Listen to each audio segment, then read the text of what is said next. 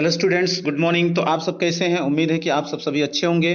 तो मैं आज आपके लिए हिंदी इलेक्टिव का जो एग्ज़ाम है उसके लिए मैं कुछ महत्वपूर्ण क्वेश्चन को लेकर आया हूं, जिसमें आप वीडियो में बिना स्किप किए हुए सभी क्वेश्चन को देख लेंगे तो आप निश्चिंत रूप से जो है ना, आपके माथे पे चिंता की लकीरें नहीं बनेंगी। ठीक है ना? तो आप शुरू से लेकर लास्ट तक आप देख लेंगे तो आपको जो है ना बहुत ही अच्छा रिलीफ महसूस होगा। ठीक है ना? तो चलते हैं हम लोग क्वेश्चन की ओर। तो सबसे पहले आपको जो है ना पैसेज रहेगा, एक जो गद्यांश टाइप का रहेगा, उसमें से मैं एक दो लाइन पढ़ देता हूं और फिर आप अपने से इसको ध्यान से एक बार पढ़ लेना। या नहीं पढ़ोगे तो आप क्या करोगे ना, तो सबसे पहले आप क्वेश्चन में जाना और क्वेश्चन के बाद उसमें जाओगे तो बेटर होगा। बट सबसे बेस्ट तो ये होता है ना कि आप सबसे पहले पैसेज को पढ़ लेना, इसके बाद जो है ना उसका आंसर कर लेना। तो क्या है ना, स्वतंत्र भारत का संपूर्ण दायित्व आज विद्यार्थी के ऊपर ही है, क्योंकि आज जो विद्यार्थी हैं वे ही कल स्वतंत्र भारत के नागरिक होंगे। है ना? आप भली बात इसको समझ रहे होंगे ना कि भारत की उन्नति और उसका उत्थान उन्हीं की उन्नति एवं उत्थान पर निर्भर करता है। अतः विद्यार्थी को चाहिए कि वे अपने भावी जीवन निर्माण बड़ी सतर्कता और सावधानी के साथ करें। है ना? मतलब कुल मिलाकर कहा जाए तो इसमें विद्यार्थी के बारे में कहा गया है। ठीक है ना? तो मैं उसमें आपका टाइम वेस्ट नहीं करना चाहता हूं। आप इसको खुद भी जो एग्जाम में आएगा आपका, तो उसको आप एक बार पढ़ लेना, इसके बाद आप कर सकते हो। ठीक है ना? तो पहला क्वेश्चन है, प्रस्तुत गद्यांश का उचित शीर्षक दीजिए। मतलब इसको पढ़ने के बाद आप क्या शीर्षक दोगे इसका? ठीक है ना? तो आप इसका शीर्षक दे सकते हो कि प्रस्तुत गद्यांश जो है ना, विद्यार्थी का लक्ष्य, राजनीतिक उद्देश्य, राष्ट्र और राजनीतिक। तो इसमें सबसे पहला का आपका जो आंसर आ जाएगा वो आपका आ जाएगा फर्स्ट नंबर का। ठीक है ना? विद्यार्थी का लक्ष्य। नेक्स्ट क्वेश्चन है, भारत की उन्नति किस पर निर्भर करती है? भारत की उन्नति किस पर निर्भर करती है? तो आप देखोगे कि महिलाओं पर, राजनीतिकों पर, विद्यार्थियों पर। तो आप खुद समझ सकते हो कि भारत की जो राजनीति है वो विद्यार्थियों के उन्नति पर जो है ना, विद्यार्थियों पर डिपेंड करता है। ठीक है ना? तो नेक्स्ट क्वेश्चन की चलते हैं, राष्ट्र के प्रति अपने कर्तव्य का निर्वाह एक विद्यार्थी कैसे कर सकता है? ठीक है, राष्ट्र के प्रति जो है एक विद्यार्थी राष्ट्र के प्रति अपने कर्तव्य का निर्वाह विद्यापार्जन करके, राजनीति करके, स्वतंत्र नागरिक होकर, गुमराह होकर। तो आप क्या हो सकता है इसमें? विद्यापार्जन करके। मतलब क्या होता है ना कि जब आप विद्यापार्जन करोगे तभी तो एक आप सक्सेसफुल नागरिक बनोगे। ठीक है ना? नेक्स्ट क्वेश्चन है, चौथा नंबर है आपका, विद्यार्थी को किस दृष्टिकोण से अपने जीवन का निर्माण करना चाहिए? विद्यार्थी को किस दृष्टिकोण से अपने जीवन का निर्माण, शारीरिक दृष्टिकोण, मानसिक दृष्टिकोण, राष्ट्रीय दृष्टिकोण, सांस्कृतिक दृष्टिकोण। तो आप समझ सकते हो कि ये राष्ट्र दृष्टिकोण से, कि आपको अपने राष्ट्र के अकॉर्डिंग जो है ना, उसके दृष्टिकोण से आपको विद्यार्थी का जो है निर्माण करना चाहिए। ठीक है ना? चलते हैं हम लोग पांचवा क्वेश्चन की ओर। छात्रों को कब राजनीतिक क्षेत्र में कदम रखना चाहिए? अपने आप को योग्य बनाने के बाद, युवा अवस्था के बाद, नौकरी करने के बाद, बचपन के बाद। क्या बचपन के बाद आप राजनीतिक में जाओगे या युवावस्था के बाद जाओगे, कि जवान हो गए तो राजनीति में चले गए? ऐसा क्या है? नौकरी करने के बाद, नौकरी करने के बाद ही आप राजनीति में जा सकते हैं, ऐसा नहीं है। तो आपका इसमें आप समझ गए होंगे कि इसका आंसर आपका ए नंबर का होगा, अपने आप को योग्य बनाने के बाद। किसी भी क्षेत्र में आप योग्य बना लो अपने आप को, फिर आप चले जाना राजनीतिक क्षेत्र में। ठीक है ना? तो चलते हैं नेक्स्ट क्वेश्चन की ओर। ठीक है ना? आपका छठा है, निम्नलिखित गद्यांश को, पद्यांश को ध्यानपूर्वक पढ़िए तथा प्रश्न 6 से 10 का उत्तर दीजिए। ठीक है ना? आपको ऐसा ही एक पैसेज मिलेगा। रात यूं कहने लगा मुझसे गगन का चांद, आदमी भी क्या अनोखा जीव होता है, उलझने अपनी बनाकर आप ही फंसता है, और फिर बेचैन हो जागता न सोता है। बिल्कुल सही। क्या क्या है ना कि रात हो या कहने लगी मुझसे गगन का चांद, मतलब बिल्कुल ये इनको पढ़ने के बाद काफी मजा आता है ना, कि इसमें क्या है ना कि लोग अपने ही जाल बुनते हैं और उसी जाल में खुद फंस जाते हैं, और न सोता है न जागता है। मतलब कहने का तो अपने में बेचैन हो जाता है। ठीक है ना? तो हम चलते हैं छठा नंबर का, चांद ने आदमी को अनोखा जीव क्यों कहा है? क्यों कहता है? ठीक है ना? क्यों कहा है? क्योंकि वह उलझने अपनी बनाता है, अपनी उलझने अपने बनाता है ना? तो इसलिए आप खुद जान सकते हो ना कि ये छठा का पहला आंसर हो जाएगा। ठीक है ना? 7 नंबर, गगन का चांद कवि से कब बातें कर रहा है? गगन का चांद कवि रात कब बात कर रहा है? रात में, दिन में, शाम में, दोपहर में। ठीक है ना? तो 7 का आंसर आपका आ जाएगा रात में। चांद रात में ना उगता है जी। ठीक है ना? अब चलते हैं हम लोग 8वां नंबर, प्रस्तुत पद्यांश का उचित शीर्षक दीजिए। तो प्रस्तुत पद्यांश का उचित शीर्षक क्या हो जाएगा आपका? कवि और चांद, चांदनी रात, स्वप्नों का संसार, मनु का संसार। तो इसमें क्या है ना, कवि और चांद रात में बात कर रहे हैं ना, तो ये कवि और चांद जो है ना 8 का 1 नंबर का आंसर हो जाएगा। ठीक है ना? चलते हैं 9 नंबर, गगन शब्द का पर्यायवाची शब्द क्या है? गगन, तो गगन शब्द का पृथ्वी, नभ, सागर, धरती। गगन मतलब आकाश होता है ना? तो आप समझ सकते हो इसमें बी नंबर का हो जाएगा। 9 का आपका हो जाएगा बी नंबर। ठीक है ना? 9 का बी नंबर। चलते हम लोग 10 नंबर की ओर। ठीक है, आपका 10 नंबर, चांदनी रात में कवि क्या करते हैं? स्वप्न देखते हैं, सोते हैं, गाते हैं, जागते हैं। तो चांदनी रात में क्या करते हैं? वो स्वप्न देख रहे हैं। ठीक है ना? स्वप्न देखते हैं। तो 10 का एक हो जाएगा। विज्ञान वरदान तथा अथवा अभिशाप विषय पर निबंध लिखने के लिए आप किस शैली का प्रयोग करेंगे? वर्णनात्मक शैली, विचारात्मक शैली, भावात्मक शैली। तो 11 नंबर में आपका आंसर आ जाएगा विचारात्मक शैली, ठीक है ना, बी नंबर आ जाएगा विचारात्मक शैली, ठीक है। हम लोग 12 नंबर, निबंध लेखन के माध्यम से निबंध लेखक के किस गुण को परखा जा सकता है? ज्ञान और अनुभव, बोध और संयम, ज्ञान और जिज्ञासा, सोच और जागरूकता। तो आप 12 का आंसर आप लगाओगे इसमें जो है ना ज्ञान और अनुभव। निबंध लेखन में अपना ज्ञान और जो एक्सपीरियंस होता है ना उसको आप शेयर कर सकते हो, ठीक है ना। 13 नंबर का क्वेश्चन हम लोग देखते हैं, निम्नलिखित में से क्या कार्यालयी पत्र की एक विशेषता हो सकती है? कार्यालयी पत्र, विस्तार, संक्षिप्तता, विश्लेषणात्मक तत्व। उसमें कार्यालयी पत्र में आपका संक्षिप्तता होना चाहिए, ठीक है ना, संक्षिप्तता। तो 13 का आपका बी नंबर का आंसर हो जाएगा, ठीक है ना। चलते हम लोग 14 नंबर की ओर। रिपोर्ट में दी गई जानकारी का संक्षिप्त स्वरूप कैसा होना चाहिए? रिपोर्ट में दी गई कथात्मक, काल्पनिक, तथ्यात्मक या मिथक, ठीक है ना। तो आप देखोगे 14 नंबर का आंसर आपका जो हो जाएगा वो आपका सी नंबर का हो जाएगा, ठीक है ना, सी, तथ्यात्मक होना चाहिए रिपोर्ट में। 15 नंबर का क्वेश्चन चलते हैं हम लोग। 15 नंबर में क्या है ना कि किसी बैठक के लिए प्रस्तावित कार्यों की क्रमबद्ध सूची, बैठक के लिए जो कई बैठक होता है ना उसमें क्या होता है, रिपोर्ट, आदेश, स्ववृत्त, कार्यसूची। तो क्या हो जाएगा आपका जो है ना 15 का आपका हो जाएगा डी नंबर, जिसमें कार्यसूची का बहुत मुख्य है ना, कार्यसूची, ठीक है ना, कार्यसूची का। चलते हम लोग 16 नंबर। तो 16 नंबर में आपके क्या है, प्रत्यक्ष संवाद, जो डायरेक्टली जो बात होता है ना कि बजाय किसी तकनीकी या यांत्रिक माध्यम के द्वारा समाज के एक विशाल वर्ग, ठीक है ना, समाज के एक विशाल वर्ग के संवाद कायम करना कहलाता है संचार, जनसंचार, समाचार, फीचर। तो आपका जो ना 16 का आंसर आपका हो जाएगा बी नंबर। ये जनसंचार होता है, जनसंचार मतलब लोगों में फैलाना, बात करना, उसका होता है, ठीक है ना। चलते हम लोग 16 नंबर हो गया कंप्लीट। 17 नंबर की ओर चलते हैं। 17 में समाचार सामग्री की अशुद्धियों को दूर करके पठनीय एवं प्रकाशन योग्य बनाना कहलाता है, ठीक है ना। समाचार सामग्री की अशुद्धि को, जो उसमें जो त्रुटि होती है ना उनको आप दूर करके पठनीय एवं प्रकाशन योग्य बनाना क्या कहलाता है? रिपोर्टिंग, संपादन, प्रकाशन, वाचन। तो 17 का आपका आंसर हो जाएगा बी नंबर जो है ना इसका, ये कहलाता है संपादन कहलाता है, ठीक है ना, संपादन। एडिटर क्या करते हैं, संपादक संपादन करते हैं ना, ठीक है ना। चलते हम लोग आपका इसमें जो है ना ये 18 नंबर, सूचनाओं का संकलन एवं संपादन कर पाठकों तक पहुंचाना क्या कहलाता है, ठीक है ना। तो संचार, पत्रकारिता, कार्यवृत्त, प्रसारण। तो 18 का आपका आंसर आ जाएगा जो है ना इसमें आपका होगा पत्रकारिता, ठीक है ना, पत्रकारिता, इसको हम लोग कहते हैं पत्रकारिता। चलते हम लोग 19 नंबर, जनसंचार का सबसे नवीन एवं लोकप्रिय माध्यम क्या है? जनसंचार का, ठीक है ना। तो सबसे नवीन आप जानते हो ना कि लोगों में कैसे किसी सूचना को हम लोग ये करते हैं, एक्सपेंड करते हैं, फैलाते हैं। तो आप क्या समाचार विषय में आप सब आराम से एक बार में कर सकते हैं। बहुत इंपॉर्टेंट क्वेश्चन है, आपका हो जाएगा इंटरनेट, ठीक है ना, इंटरनेट। तो दोस्तों आप घबराएंगे नहीं, आपका क्वेश्चन आज जो एग्जाम जो है ना बहुत ही मस्त जाएगा, ठीक है ना, अब ध्यान रख लेना। आई होप आप अच्छी तरीके से समझ सकते हो, ठीक है ना। तो चलते हम लोग 20 नंबर की ओर। 20 नंबर में आपका क्वेश्चन क्या है, समाचार किस शैली में लिखी जाती है? समाचार उल्टा पिरामिड शैली, कथात्मक शैली या आत्मकथात्मक शैली। तो आपका क्या हो जाएगा ना जो है उल्टा पिरामिड शैली, जो इस टाइप का लिखा जाता है उसमें। उल्टा पिरामिड शैली जो होता है ना, पिरामिड होता है इस टाइप का, लेकिन उल्टा पिरामिड इसमें लिखा जाता है। क्या होता है ना पिरामिड, आप देखे होंगे कि पिरामिड जैसे इस टाइप का होता है ना, लेकिन इसमें क्या हो जाता है कि ऐसे चलता है, उल्टा पिरामिड इस टाइप का हो जाएगा, ठीक है ना।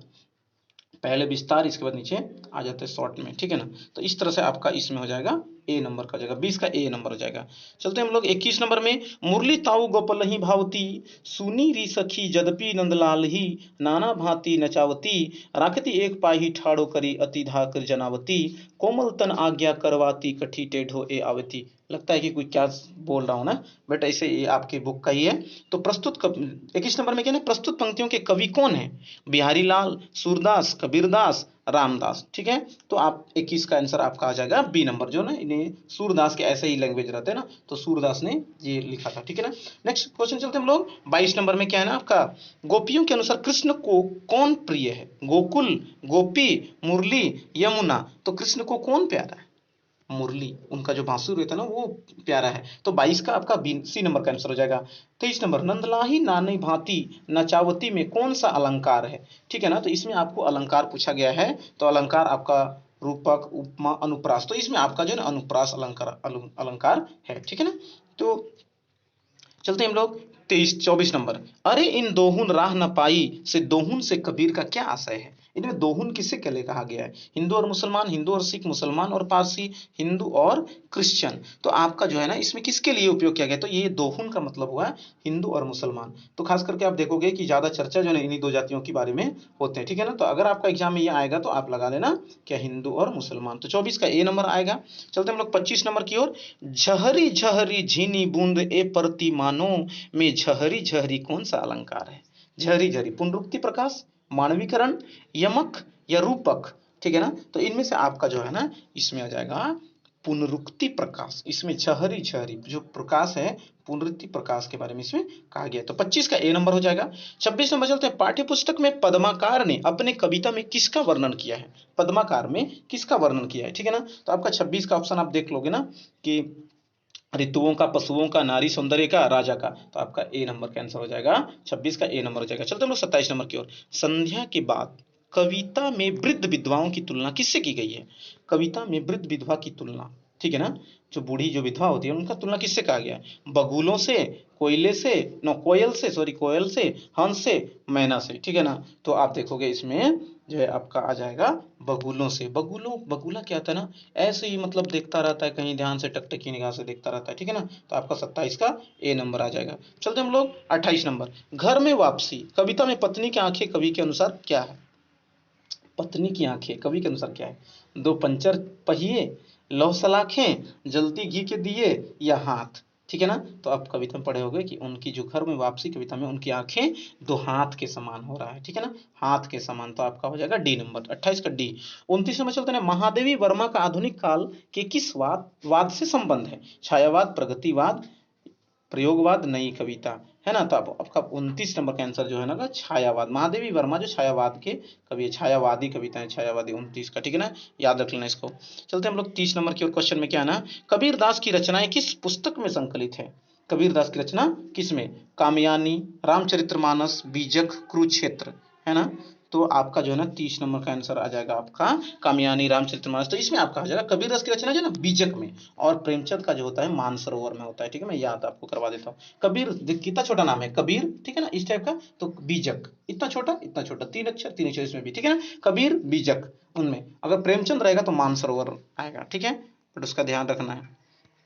चलते हम लोग नेक्स्ट। एक गद्यांश दिया गया है और इनसे उत्तर देना है। बहुत लोग कहेंगे कि उनके पेट के धंधे माने छुट्टी ही नहीं मिलती, तुम्हारा तो पेट भरा है, तुमको दूर की सूझती है। यह क्या है ना, उनकी बहुत बड़ी भूल है। इंग्लैंड का पेट भी कभी यूं खाली था। तो मतलब ये एक पैसेज है, ठीक है ना, आप इनको पढ़ करके देख सकते हो। तो 31 नंबर चलते हम लोग। प्रस्तुत पंक्तियों के लेखक कौन है? ये आपकी बुक्स है, ठीक है ना। तो प्रस्तुत पंक्तियों के जो लेखक हैं आपका कौन है? जयशंकर प्रसाद, भारतेंदु हरिश्चंद्र, हरिशंकर प्रसाई। तो आप देखे होंगे कि इसका जो है ना भारतेंदु हरिश्चंद्र ने ये चीज लिखा है। चलते हैं 32 नंबर। इंग्लैंड के लोग आगे क्यों बढ़ गए? वे काम करते हैं, काम करते हुए उन्नति के विषय सोचते हैं, वे काम नहीं करते हैं, वे आलसी होते हैं। इनमें से क्या होगा? इंग्लैंड के आगे लोग आगे क्यों बढ़ेंगे आगे, ठीक है ना, काम करते हुए उन्नति के विषय में सोचते हैं, ठीक है ना। ये आपका आंसर हो जाएगा इसमें, ठीक है ना। चलते हम लोग 33 नंबर की ओर। 33 नंबर में क्या प्रस्तुत पंक्तियां किस पाठ से ली गई है? ये जो किस पार्ट से लिया गया है? तो आप भारतवर्ष इंग्लैंड, है ना, तो आपका देखोगे खाना बदोश इंग्लैंड की, तो भारतवर्ष की उन्नति कैसे, हाँ तो आप देखोगे 33 का आपका जो है ना डी नंबर का आंसर हो जाएगा, ये भारतवर्ष की उन्नति कैसे हो सकती है। 34 नंबर है। ईदगाह कहानी के मुख्य पात्र का नाम क्या है? ईदगाह का हाफिज, हामिद, महमूद या मोहसिन।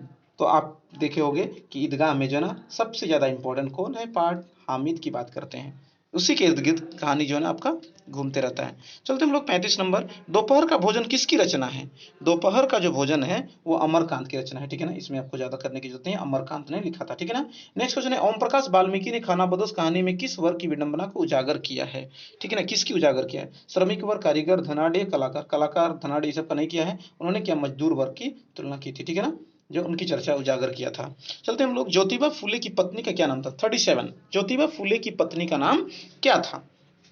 तो क्या था उसका पत्नी का नाम? Kunti by, Mirabai, Rekhabai, Savitri by. तो क्या था उसका जो है, आप जानते हो सावित्री बाई था ना, सावित्री बाई। तो 37 का आपका हो जाएगा सी नंबर, ठीक है।